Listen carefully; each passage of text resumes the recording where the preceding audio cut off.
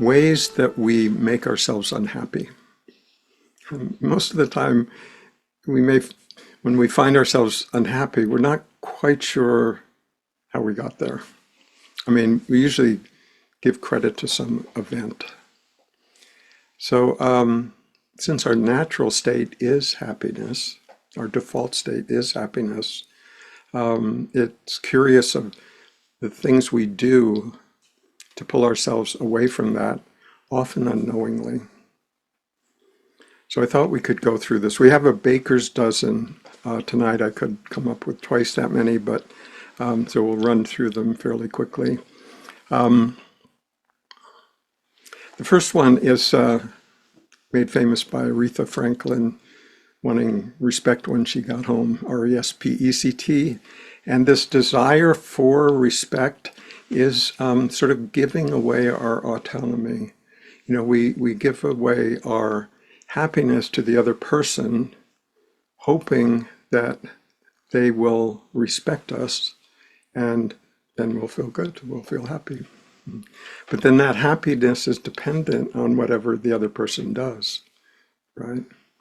And that we can never know how that might turn out. Sometimes it turns out as we hope, and sometimes it doesn't. But this, and there's no denying that when, you know, someone feels respectful towards us, it feels good. We don't have to deny that it doesn't, you know, we don't have to pretend that it doesn't feel good. It feels good. But we can also take that in measure because we know, whether we care to admit it or not, that the other person might change their mind tomorrow or next week. We might know deep down that they may sort of withdraw their respect at some point. So we become, leave ourselves vulnerable to another person. So just as we don't need to feel like we shouldn't enjoy respect when it comes our way, also holding a sense of my sense of well-being is dependent on receiving respect from the other person, or maybe lots of other people. You know, we can just see that as somehow not recognizing our own innate peace, that being dependent on the other person to give us something that we're lacking. So this is the trick. When we're dependent on the other person to give us something that we feel is lacking, then there's always a sense of vulnerability. Even when things go our way, there's a sense of, well, maybe that'll change tomorrow. Who knows? Okay. All right. Number two, needing to be understood. I remember when I was about, I don't know, 27 or so, I was playing hippie, living in the backwoods of West Virginia, and my dad, who was a corporate kind of person at that time, came down to visit, and I remember needing to feel understood by him. Right? Felt really important. But in retrospect, I mean, I didn't understand myself, so I was hoping somebody else would understand me, and there we go. I'd be understood. But you know, again, this sense of neediness, needing something from the other person, because the real question is about understanding ourselves. You know, but the hope is that if somebody else understands me, there's a sort of validation there. So we become dependent on being validated by other people, often our parents, sometimes our kids, you know, often our boss perhaps, or workmates, or who knows who. But this sense of needing to be understood, because, you know, the truth is that nobody really understands another person, even on a superficial level, to any great depth. Where we can be in touch with another person deeply is when we know ourselves deeply, when we know what is really living this life here, and then we can see that in the other person then there's a genuine connection there. But there's not the need to be understood by the other person, because there's a sense of knowing deeply what is living this life. So the sense of needing something from the other person, we're back in the same game of feeling vulnerable, and sometimes we never get what we want, because nobody actually understands us at that level. Okay, number 3, being right, right? I'm right. What does that make the other person? Right? Wrong. And so that's the sort of psychological position that we have to defend, and the net effect of that is that it separates us from others. This need to be right, where does that come from? Just this sense of certainty, right? I know.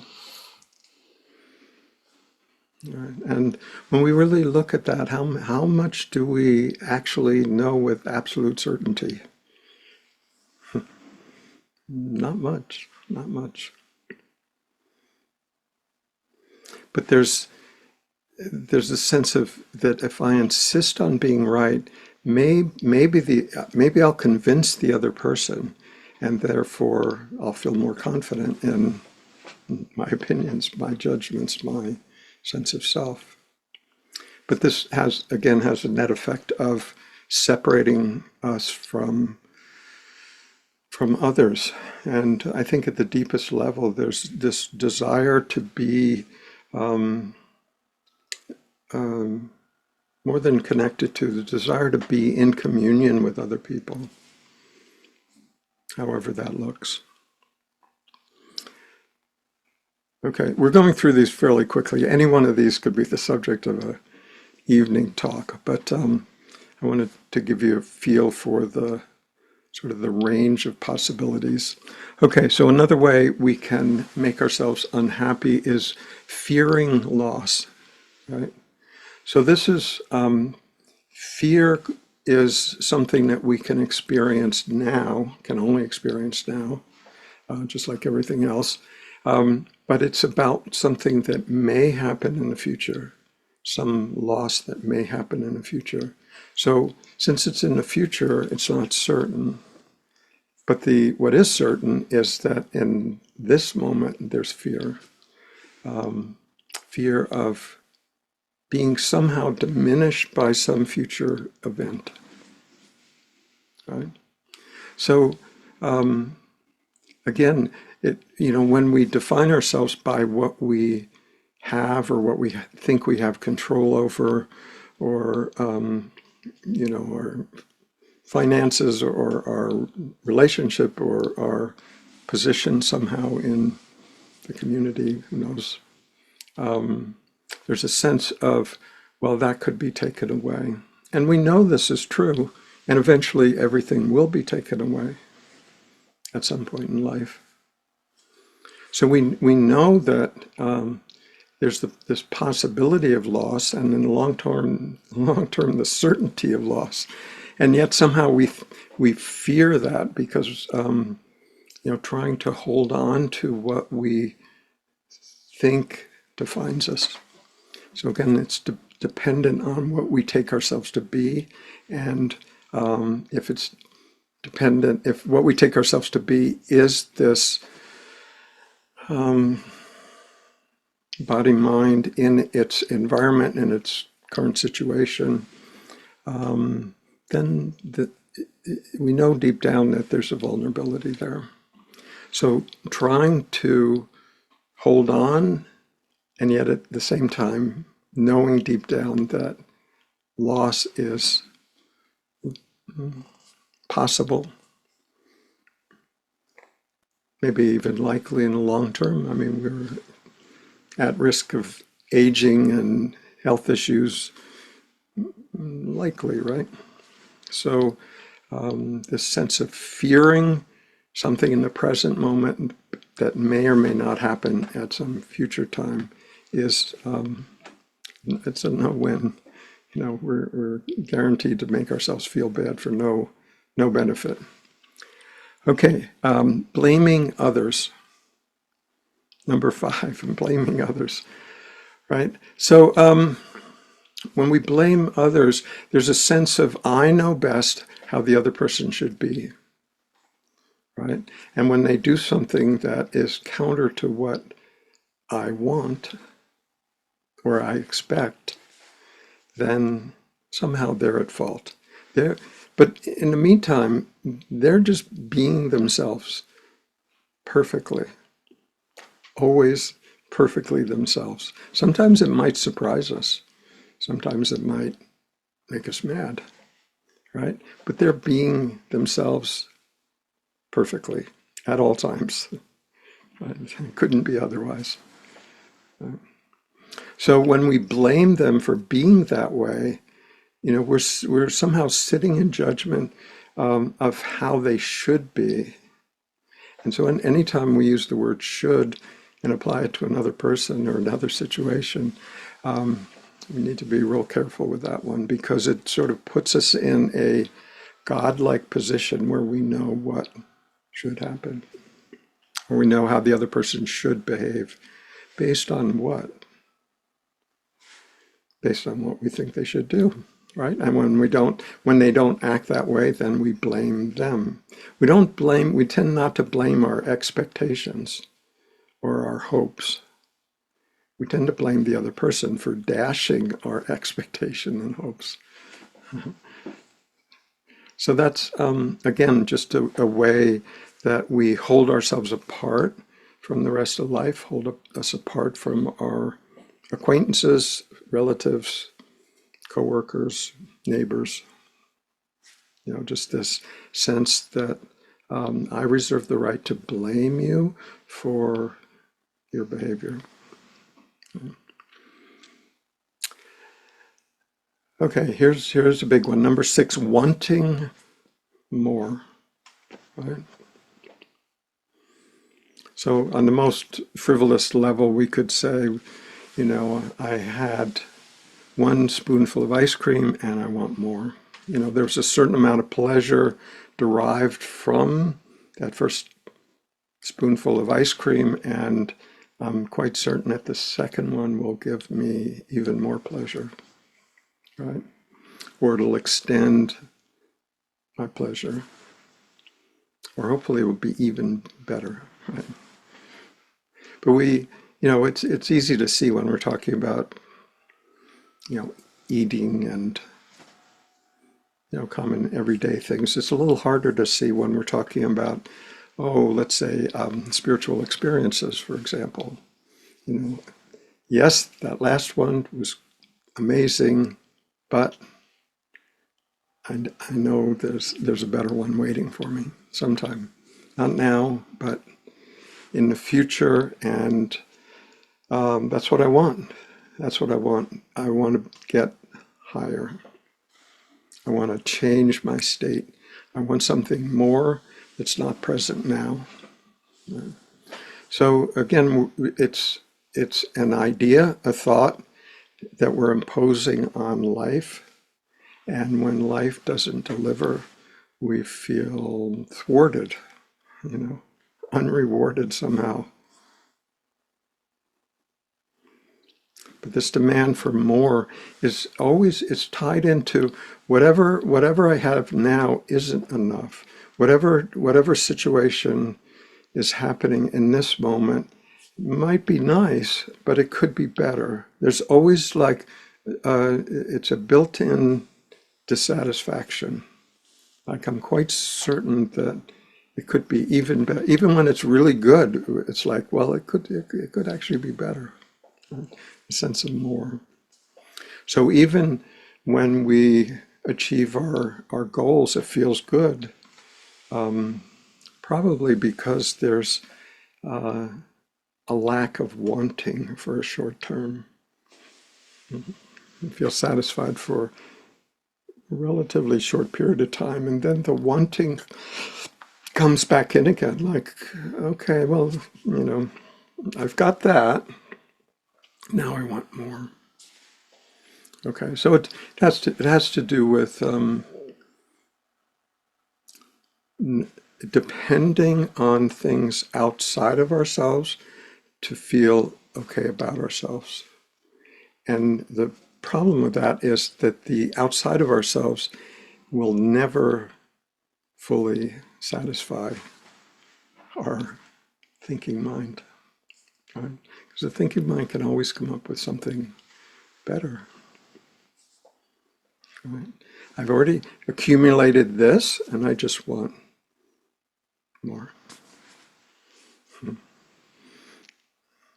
In Zen, they call that the hungry ghost, wanting, never satisfied, always wanting more. Okay, 7, expecting your partner to change, right? So it's easy to see, well, the partner or boss or coworkers or whoever, the idea of, it's easy to see how if the other person would just change, just not too much, I mean, just enough to satisfy me, as long as they did that, then I'd be happy, right? But the corollary is that if they don't change, then I won't be happy, right?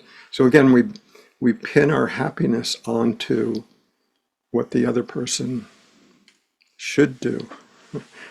I know it's for their good, right? I know how the other person should improve. How often does that work?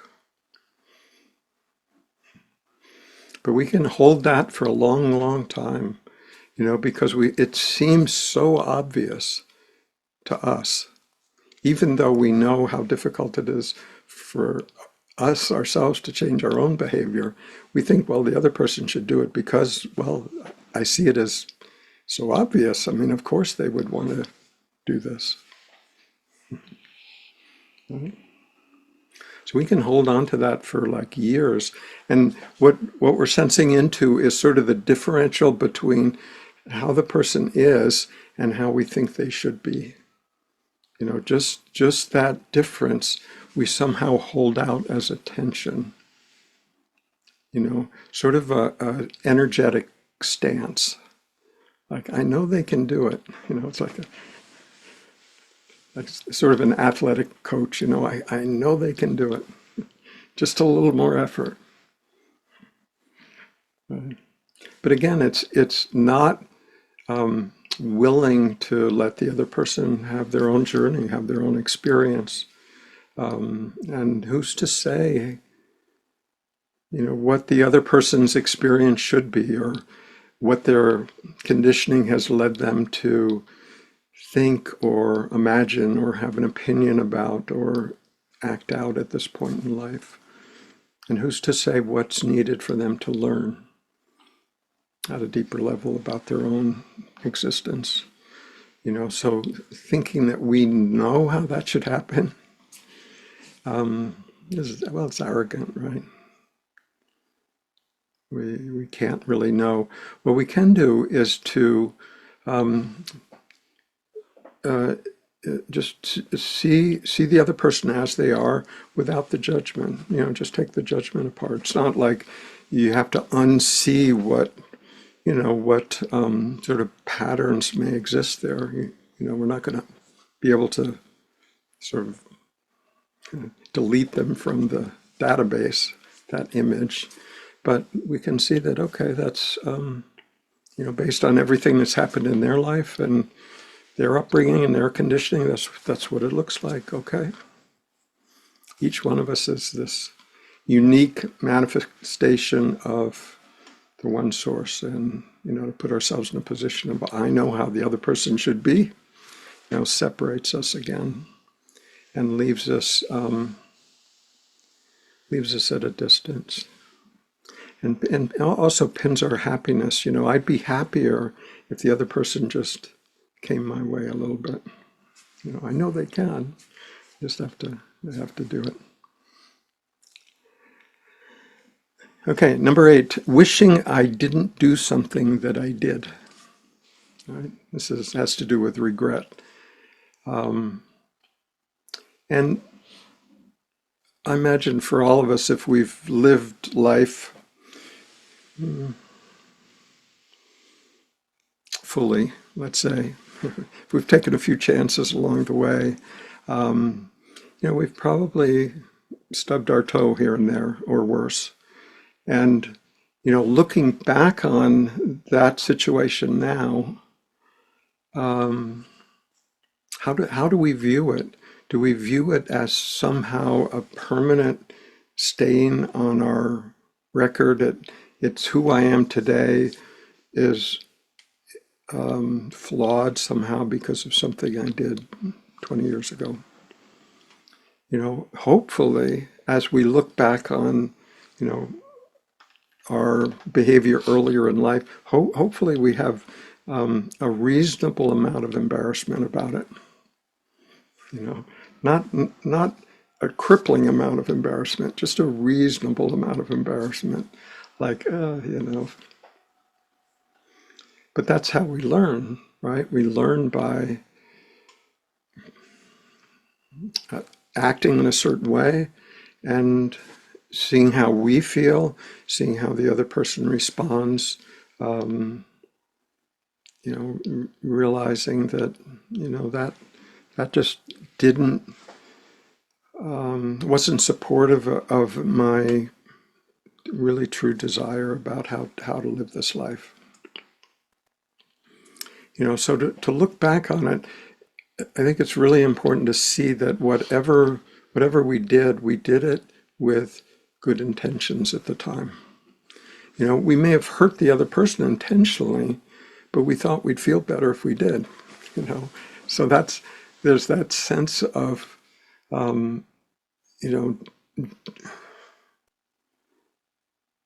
really acting out of a desire for happiness, which is a reasonable desire, right? Wanting to feel good. We might have behaved terribly, said some awful things to a good friend, cost us a friendship. We may have done all that, but we did it because we thought we needed to in order to feel good about ourselves, to protect our point of view, perhaps, to defend what we did.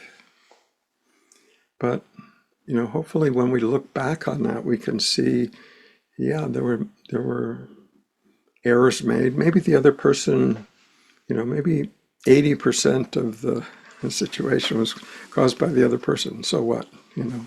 We can't do anything about that, but we can look at the 20% that we could contributed, or the 80%, however it went, and just see that, okay, well, that didn't work. But, to go on as if it permanently tainted our very being is not appropriate, because it's not true. Because what we are isn't subject to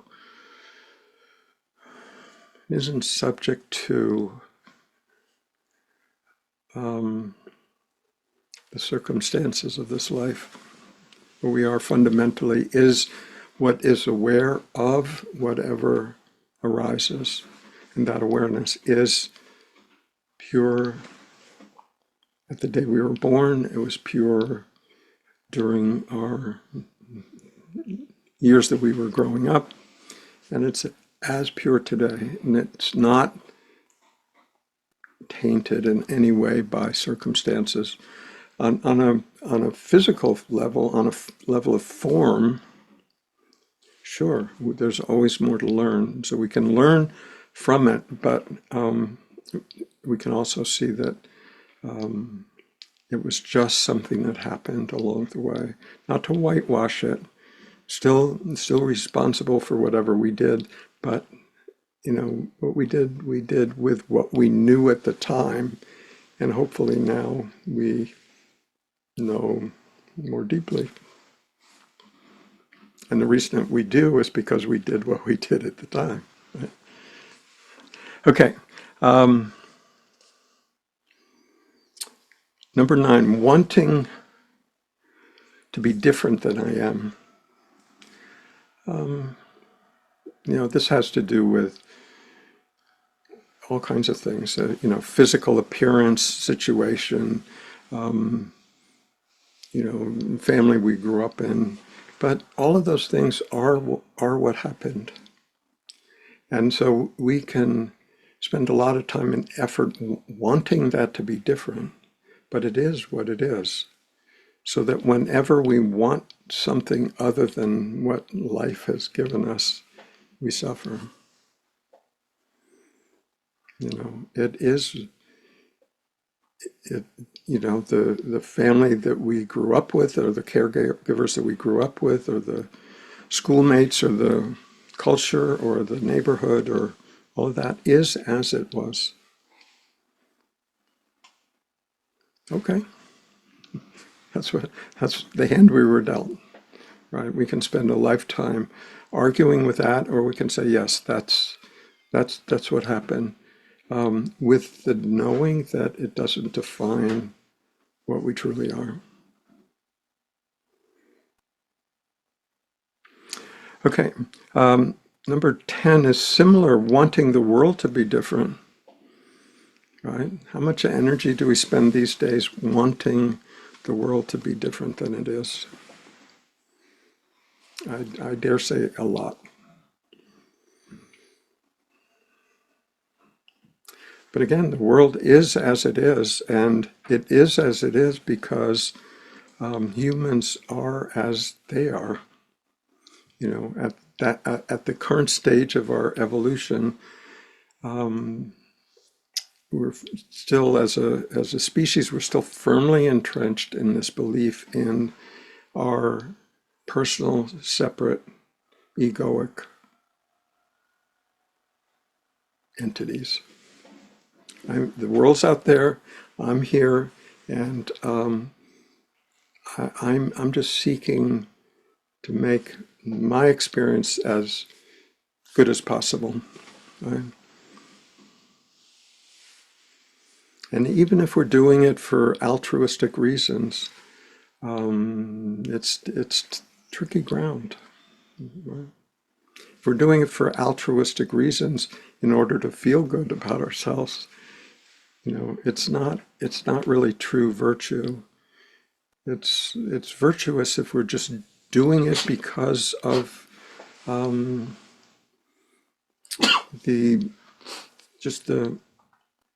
overflowing love, overflowing movement to contribute something, hopefully something that doesn't do harm, as a sort of a low bar, and then maybe something that does good.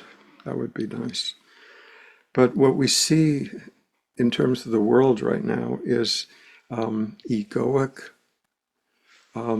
humans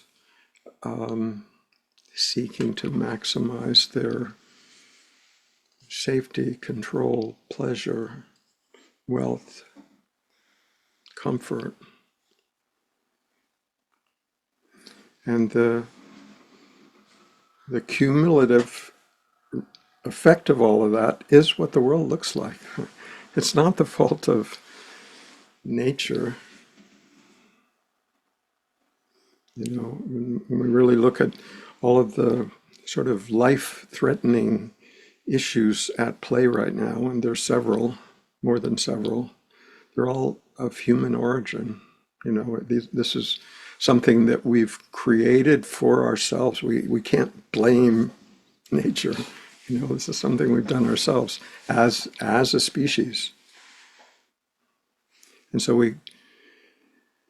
if we dare, we can look at what the belief systems are that causes that kind of behavior, both on a personal level and on a larger scale, on a national scale or racial scale or religious scale, or the cumulative effect of all the participants, or at least the governing participants in that organization.